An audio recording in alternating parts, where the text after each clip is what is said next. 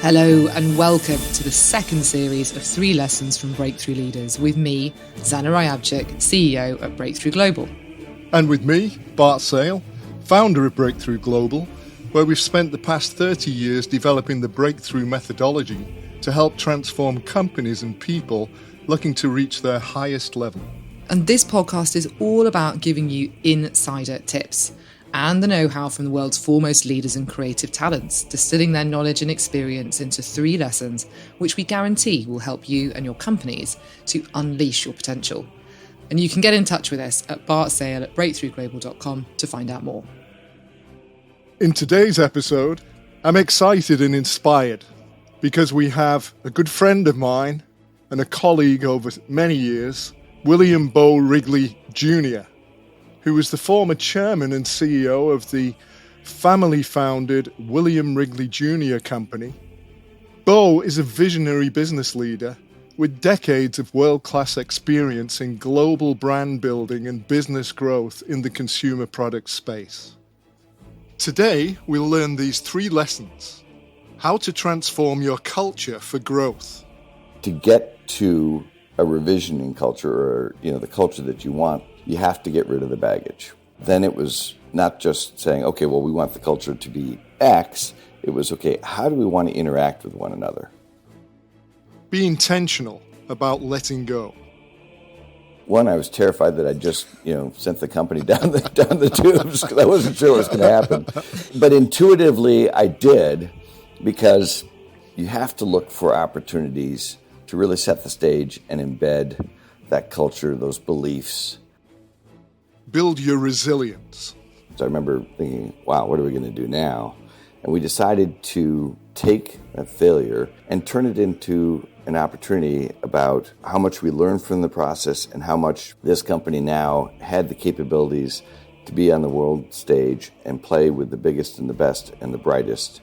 And what an amazing team we were. And this was just an example of that.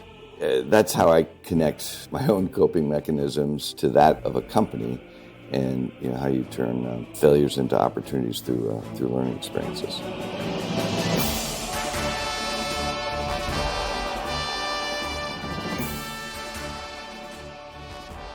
Lesson 1. Transform your culture, grow your business. Well, I'm excited today because our guest is a great friend of mine.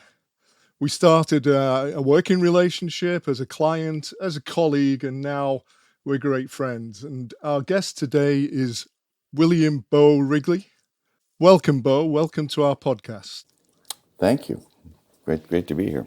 It is really a pleasure. And we've known each other now for over 2 decades. We met soon after you took over as CEO of the Wrigley Company, where you had an incredible impact. It had a great impact on me and actually changed the way I led, really looking at you and seeing you as a great example and role model of a breakthrough leader, but more so as a transformational leader. Because I saw during that time that you took Wrigley from an institution in the USA, you took it across the world, you created a global company, and you took it into the 21st century.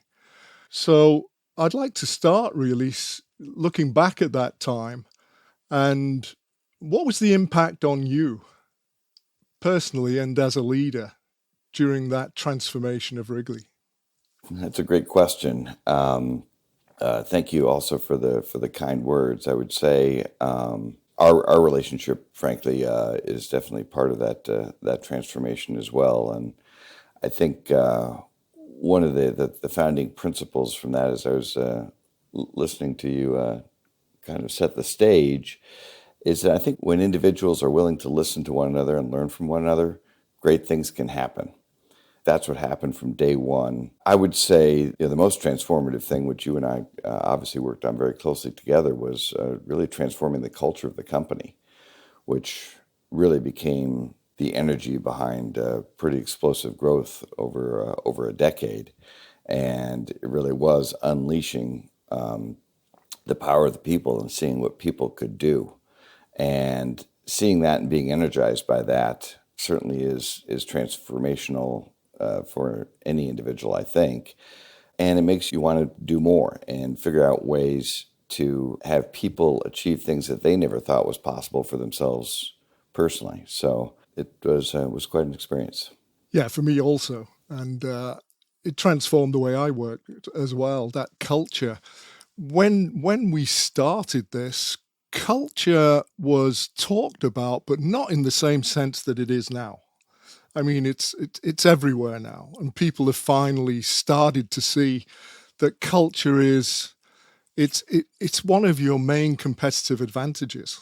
Organizations and corporate organizations, global organizations now, they sort of all have the same access to resources. But the one thing that they don't have access to is somebody else's culture, and nobody has access to your culture. And that's something that I remember you spent a lot of time working with the culture, nurturing the culture, energizing that culture. That's right. And I was thinking another aspect on transformation was, I think as part of the whole process, I learned to focus much more on the present and the future than on the past. That really enabled the company to think outside of the box, and the people within the company, obviously, in terms of what we could be as opposed to what we had been, to transformational change versus incremental change or even evolutionary change.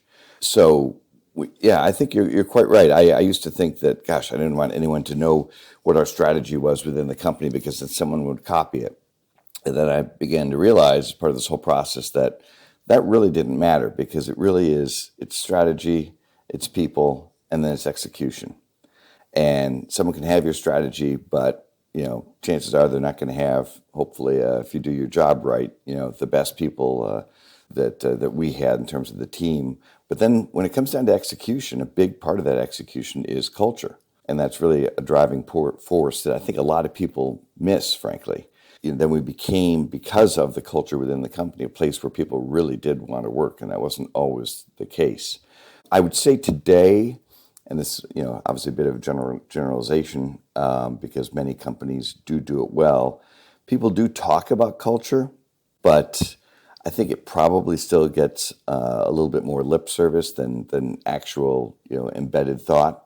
And I don't think people go as deep as they need to when thinking about culture and what that really means. And one of the things that we did, as I recall, and it was so much fun, was, well, this part wasn't fun actually, to get to a revision in culture, or the culture that you want to have, you have to get rid of the baggage, and you have to get rid of the old culture.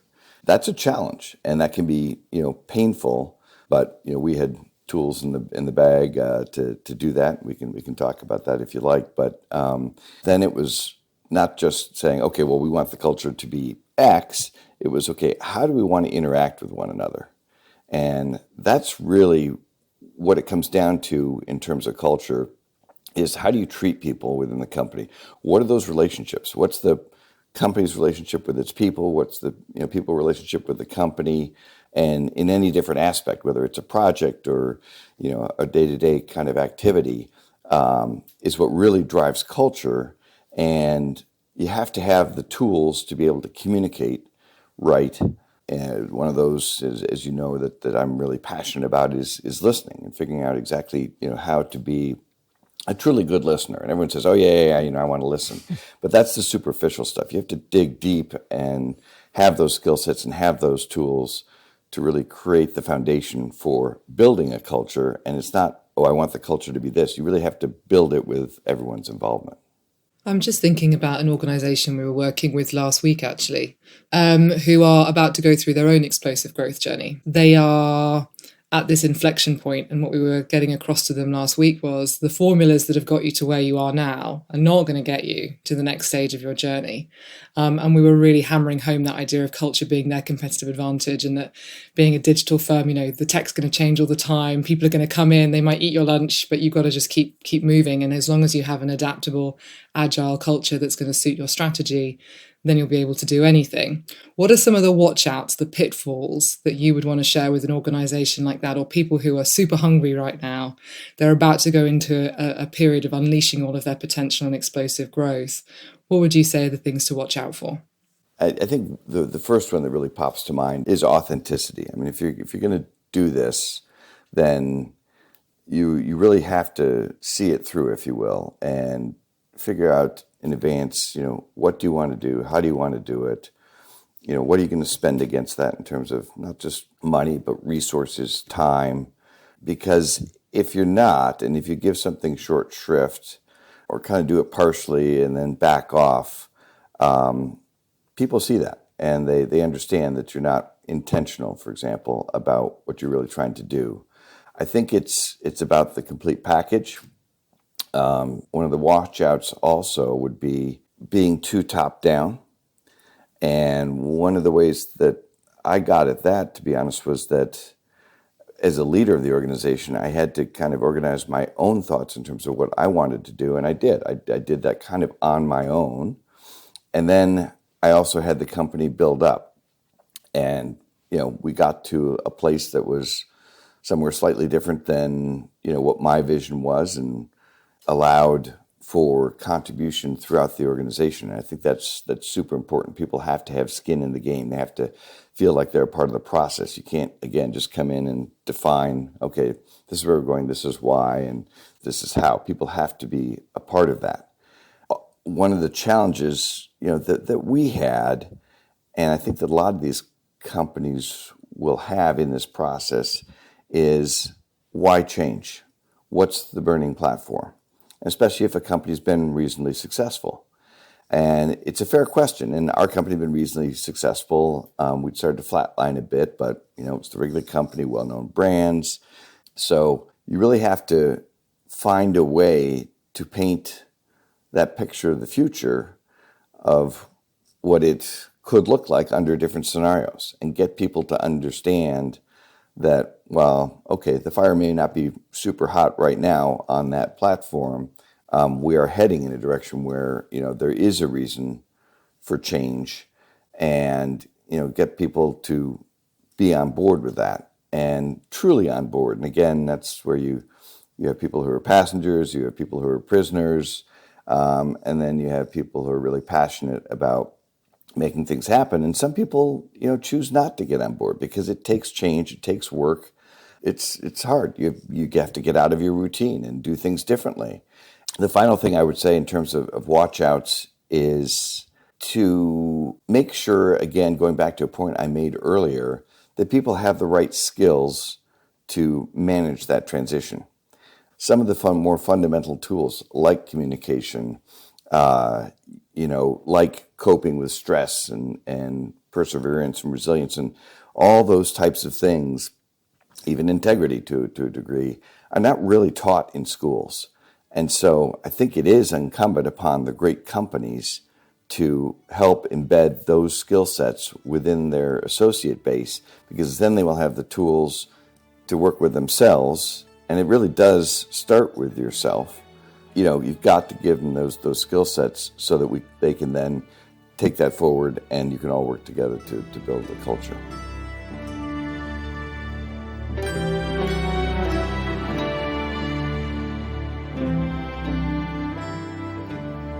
As Beau mentioned, and many of you recognize this, so many change and transformation programs are too top down.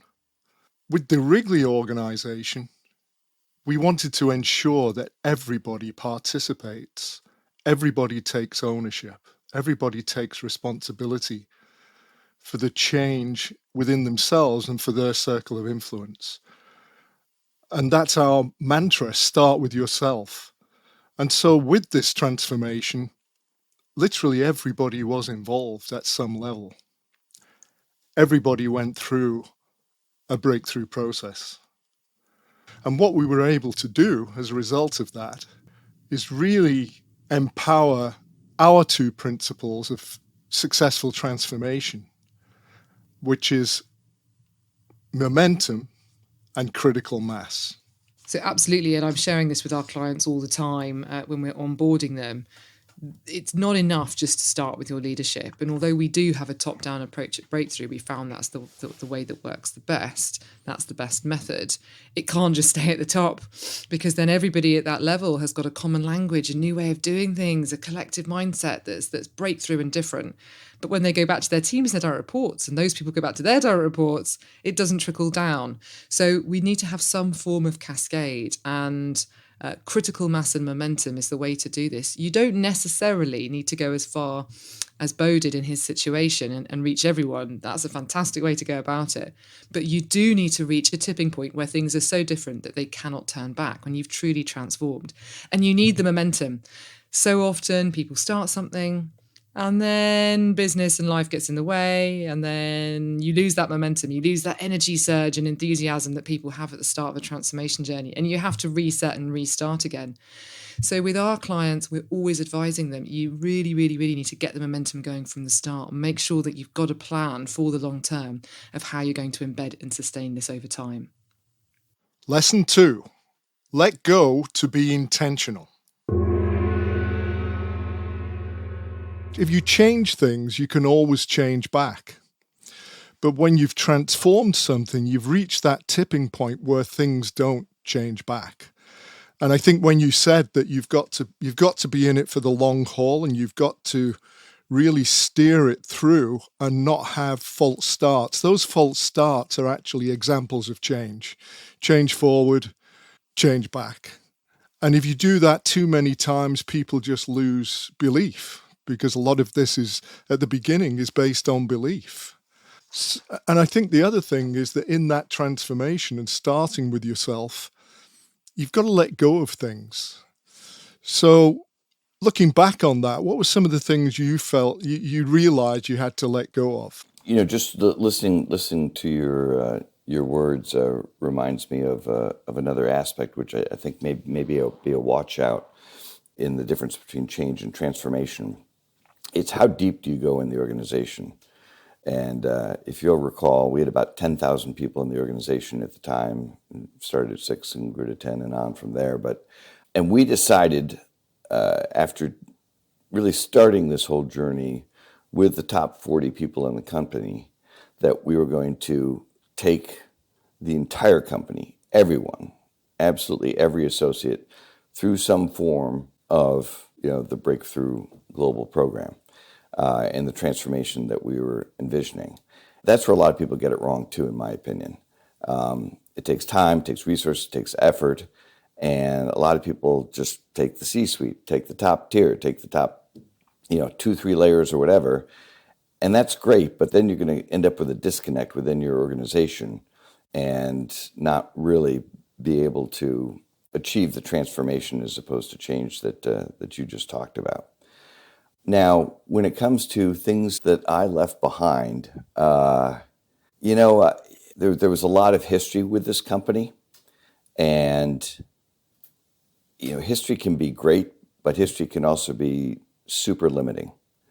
It doesn't have to be just family history. In my case, corporations have a lot of history, and it's back to kind of the baggage and how things were done. And oh gosh, we tried that in 19 whatever, even though the consumer has moved on, the world has moved on, and so on. So, one of the things you do need to leave behind is that history. And that's not to say that you shouldn't learn from history. And there aren't important elements that, make up a foundation of a company that sometimes you want to blow up, but most times you don't. But you really have to be open and inclusive. And I remember at one point in time, actually it was very early on in the process, and you'll remember this part, when we had run through a program about this transformation and what we wanted to do and what we wanted to be as a company, which was pretty different than what we had been for the last 100 plus years. And at that point in time, we decided that we were going to create a microcosm of the world with these 40 people and have them create plans for the future. And I did say at the end of we wrapped up the entire meeting after that is what we were trying to achieve as a company. We're not waiting for one leader or a few select handful of people to go around and be the smartest people in the room and, approve everything. We want you guys to interact directly, share stories, share successes, share failures, and build off of one another, because it's just too daunting a task for one individual. And as you recall, one person got up and asked, when are you going to come around and approve all these plans that we have created? And in what I would describe as somewhat of an out-of-body experience for myself, I paused for a moment and said, you know what, there is so much institutional knowledge in this room. We've built so much trust based on the tools, based on the understandings and so on, that I trust you to go and make things happen, and all of the plans are approved. And the room, erupted, into applause. So there are a couple of learnings from that. One, I was terrified that I just, sent the company down the tubes, because I wasn't sure what was going to happen. But intuitively, I did, because, I did know these people, and we did have controls within the company, and so it wasn't, a free for all. But probably one of the most important lessons from that was that you have to look for opportunities to really set the stage and embed that culture, those beliefs, when you're working on things like that. And that happened to be an accidental one, but that happened to work very well, because that was the strongest signal that I could have sent to the organization that, wow, this guy's different, things are going to be different, this company's going to be different, and guess what? We can actually engage like we haven't ever before, because they never really had the accountability. It was more of a silo-driven, traditional company back in the, in 60s style management, if you will. And that really, I think, was a seminal moment. So part of what you also unleashed was a massive amount of intentionality. What were some of the areas where you really harnessed that intentionality and saw your people start to live with a very high level of intentionality? What was that like?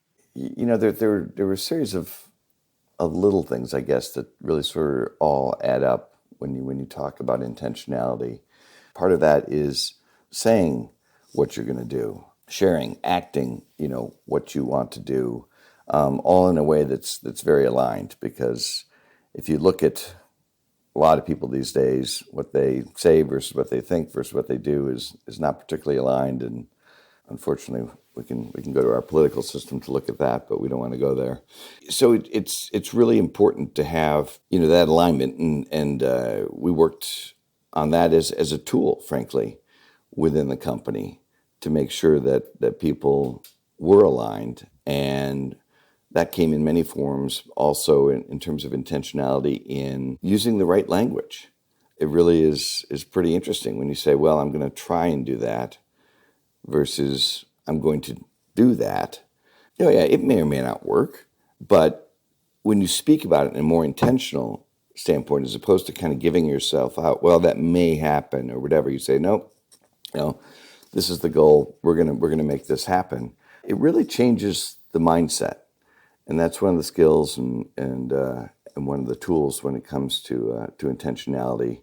But closely related, I think, to intentionality is accountability. Obviously, there's a lot that's been said about that, but it's taking account for your actions and your decisions, and that can be very powerful. It can also be very scary for people. But again, if you give them the right kind of support and tools to do that, then they oftentimes find that they can rise to the occasion. It also comes back to relationships, as I referred to earlier. I've always been sort of a bit manic about being on time. And, when I took over the company, and people would wander into a meeting and be like, oh, yeah, I was on a call or whatever, until I started locking the door and saying, if you don't walk into this meeting, figure out your call, figure out whatever it is.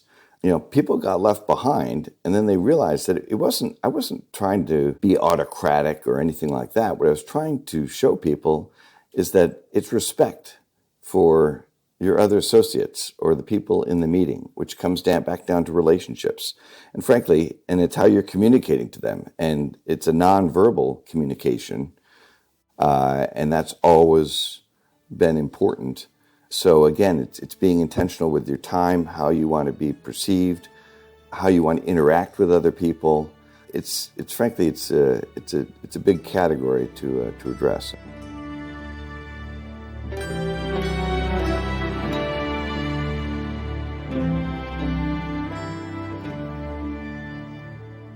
One of the hardest things for human beings and businesses alike is to let go of things that you believe are factors in your success.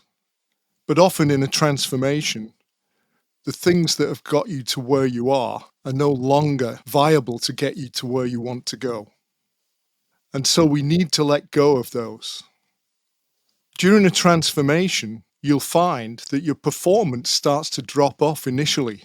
And that's because we're bringing in new things, but we're not letting go of the old things, the old ways of working, the old habits, the old beliefs. And so our performance will drop until the point that we realize this and we start to let go of those and focus intentionally on the new ways of working, the new belief systems. And then we see our performance starting to rise. We call this the dip. It's a drop in performance. And the drop part of that is because we haven't let go. Lesson 3, build resilience. There is a definite shift in the lack of resourcefulness around stress. And yet at a time when I think the generations coming through have never been told more about resilience, never been told more about health and well-being, and never been told more about, prioritizing and so on. There seems to be this paradox at the moment where actually they're the people who are finding it the hardest and they're struggling with the day-to-day and with the pressures that exist for all of us in our lives. And so I was really interested that you were suggesting the need for some better training and some better tooling up for people at any age who are going into the real world, so to speak. Yeah, it is definitely yet another area that I'm super passionate about. And while I do what I can to kind of change from an educational standpoint, I think it's really incumbent upon companies, especially these days, to really try and instill not only values but also resilience in our kids. And maybe circling back to the beginning of our conversation, I think it really does start with the individual. But then it goes all the way through to teams and to a company, if you will. But from an individual standpoint, I think one of the things that I did when I was little, most likely because of various challenges that I faced along the way, was to listen to a lot of people, go out and hear people speak and visit organizations and do everything I could to get out just to get perspectives. And it wasn't that I was trying to necessarily emulate any one of those individuals. I would sit in a speech and I would try and write down 3 things that were either thought-provoking, that I agreed with, or maybe even that I vehemently disagreed with. And that was my way of defining over time who I wanted to be, what was important to me, and how did I want to function in the world, both as an individual and with relationships and in a leadership sense and from a career standpoint. So I think as part of that process, coping skills are huge, and they're sort of the foundation for resilience. And you should have as many in your tool bag as you can, but only those that work for you. I mean, some people go out for a run. Some people meditate. Some people, go hug an animal. It could be any number of things. There are different ways of working through issues because there are going to be challenges. There is going to be adversity. There is going to be confrontation. There's going to be disappointment. There is going to be failure. Being able to bounce back from that kind of stuff does come back to the whole notion of resilience, but it really does come back to coping mechanisms and how can you as an individual not take things personally, for example, and understand that it really isn't about you. So once you have those coping skills, then you can help others with that, and frankly, be a good friend or a good partner in relationships and help people work through issues. You can help teams work through that at a company, and then in a leadership role, you also can do the same. And I'll just give one example that pops to mind, and as part of history, the Wrigley Company was intentional at one point in time about acquiring the Hershey Company. And we spent a lot of time and effort and with the company management, and Hershey was all for it. And we got down to the wire, so to speak, and the Hershey Trust decided to end the deal, if you will, and it literally was the night before it was all going to be announced. And so, that hits morale. I mean, everyone put a lot of time and effort into that, and it was like, okay, we failed. And I was able, I believe, through a series of conversations. I remember, flying back from Hershey, Pennsylvania, thinking, wow, what are we going to do now? And we decided to take that event, so to speak, that failure, and turn it into an opportunity about how much we learned from the process and how much this company now had the capabilities to be on the world stage and play with the biggest and the best and the brightest, and what an amazing team we were. And this was just an example of that, what we'd just gone through. And so it was a pivot. It was a way of re-energizing people as opposed to everyone going back and going, oh gosh, that didn't work, it failed, now we're doomed. And so that's how I connect both my own coping mechanisms and to that of a company, and how you turn failures into opportunities through learning experiences. But they come out of it in the way that Beau didn't want Wrigley to. So they do see it as a failure, that it does dampen morale. And I think what they've done, they've not taken the learnings. They've not absorbed that actually this exercise, what it did is it for me, it expanded Wrigley's identity of itself and its belief in itself. As you said earlier, if you're held to the past, then you limit your future. So what's important to you about reinvention, and particularly reinventing yourself? I have a couple different ways of looking at reinvention. The two founding principles in looking at reinvention are, one, doing things differently that are not within your comfort zone. It's one of the hardest things to do because everyone wants to be comfortable. Everyone develops routines. And I'll come back to that in a moment. But being uncomfortable is when you learn the most. I can't quote research, but I'm convinced that is what really challenges the mind. It energizes the mind. It also really challenges you to look at things differently oftentimes. And I think that's an important kind of offshoot, of that is, your comfort level. The other aspect that I look at is what I kind of call my growth curve or learning curve. And in my own mind, I have this mental picture of kind of a 45-degree angle. It doesn't relate to anything specifically. It's really just my metaphor for that.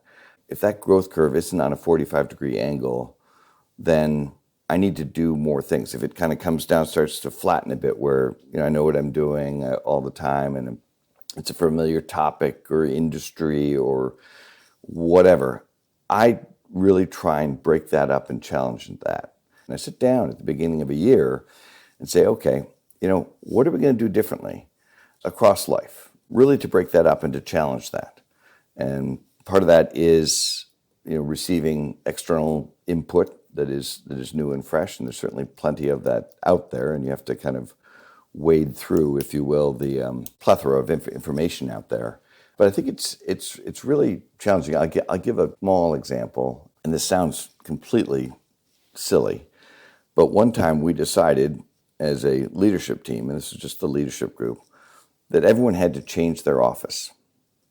And it was actually quite unbelievable how uncomfortable it was and how different it was and how much it actually changed perspective and how people came in, you interacted or whatever. And it was a little thing like that just was like, you walk in every day, you have your cup of coffee or whatever, you sit down, and it was just like everything was just so. But just mixing it up a little bit like that was really powerful. And then the other aspect to that was really just understanding what you do during a day. And it's helpful every now and then just to kind of write down okay, what were all the things that I did as you go through the day? And then at the end of the day, you look back at it and say, well, where did I spend my time? Did I spend my time on the most important things? What can I do differently? So it is about adapting and forcing that change on yourself, not just the external change. And that teaches you skill sets and sort of fortifies you to be able to deal with the external change when you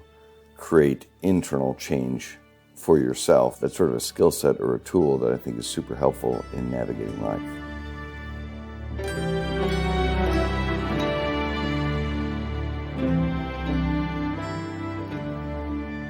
As Beau says, the key for him was building resilience and is building resilience. And we cannot build resilience by staying in our comfort zone. The way we build resilience is to stretch out of the comfort zone. Now, we have 3 zones. We've got our comfort zone where everything is familiar and safe and comfortable. And then we've got an overload zone where if we stretch too far, we do get into overload. And it's at that point that we need to recognize that there's a zone in between. And we call it the stretch zone. And the stretch zone is our growth zone. The stretch zone is our learning zone, where we actually build resilience. If we live our life in the comfort zone, we don't build anything. If we stray too much into the overload zone, we get injured, we get hurt. But the stretch zone is the place to build our resilience for the future.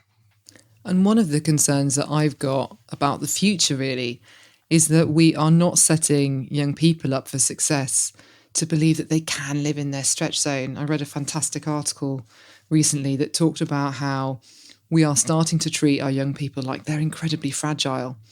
They're not. They're amazingly resilient, but they need to believe that they're resilient, that they can do things and they can stretch and they can achieve. And of course, that we are there as a safety net to support and help them when they need that additional help. And I think it's so intrinsically linked to the idea of resilience and living your life in the stretch zone. That's where growth really happens. The world isn't comfortable. The world is full of challenges, and that's where we get to rise to the occasion and meet those challenges.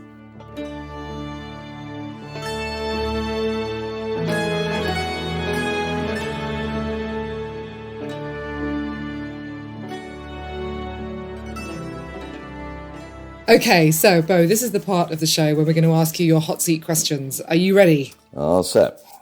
All set. Okay, so what's the most exciting thing you've ever done? Exciting thing would have to be diving.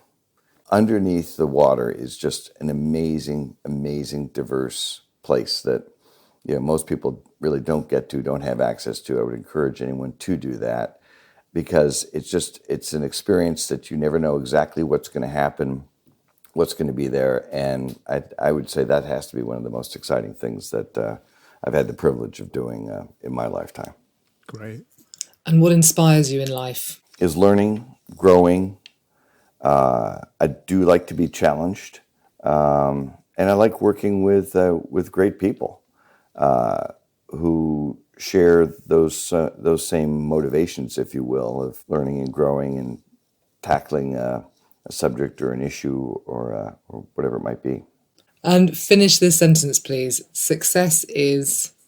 Success is however you want to define it. Actually, this raises another point that I think is quite interesting. To me, success is a feeling, because it's not one thing. It's not a tangible thing. It's really sort of intangible. It's not getting the top of some rank in a company or selling a company or making a certain amount of money or buying the car or house or whatever. It's really feeling like you are successful, productive, fulfilled. So it's, however you want to define it. I think, just to digress for a moment, that too many people, and this is a function of where our world has evolved, and especially technology, most specifically social media, define themselves in terms of social expectations and social norms, if you will. And that's a dangerous thing, and that gets away from being an individual and what's important to you and really understanding yourself. And so I would encourage us all to think what's right for us as an individual in a context, and then figure out how that works with life and how you're going to interact, with others. But don't get trapped by all these social norms and expectations that are frankly false expectations. You should have your own expectations and work on those, because if you don't set your own expectations and set them at a reasonable level, then most likely you're not going to be very happy.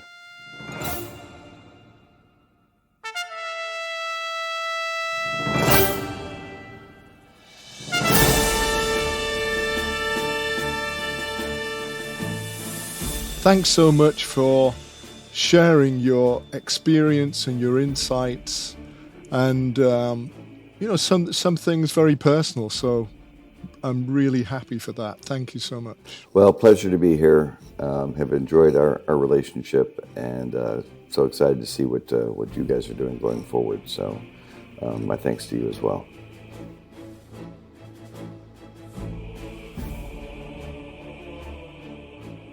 Thank you for joining us for today's 3 lessons.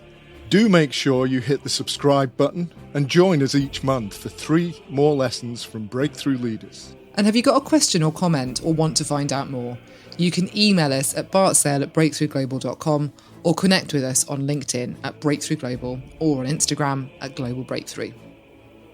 And we'd also love for you to share this episode on your own social media and review and rate this podcast on the player of your choice. And so once again, thanks to our production team, Julia Scholtisova at Breakthrough Global and Robin Leeburn at Fairley Media. And of course, thank you for listening.